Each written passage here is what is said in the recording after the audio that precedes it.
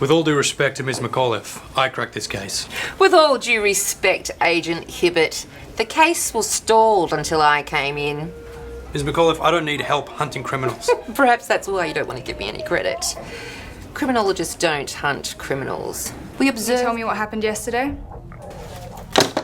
So I tried to buy a can of tuna fish at the supermarket, and there was this person standing right in front of where I tried to reach out to get the tuna fish, and I waited for a while to see if they'd move. They were looking at the tuna fish too.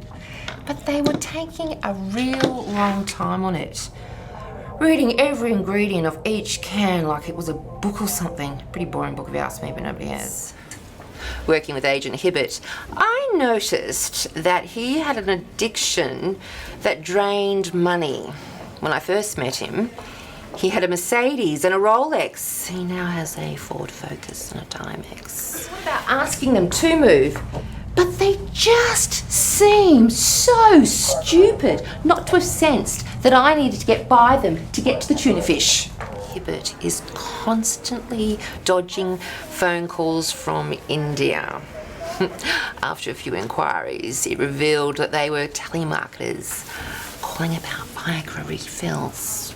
Finally, data tells us that men who solicit online prostitutes from websites tend to have self-esteem issues, especially when they work with women that have more skills than them. Okay, what happened next?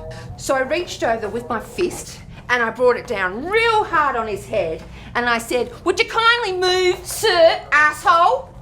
And then this person fell to the ground looking completely startled, and some child nearby started to cry, and I was still crying. And I couldn't even think about using the tuna fish. So I shouted at the child. Why did you shout at the child? It was drawing too much attention to me. So I ran out of the supermarket and I thought to myself,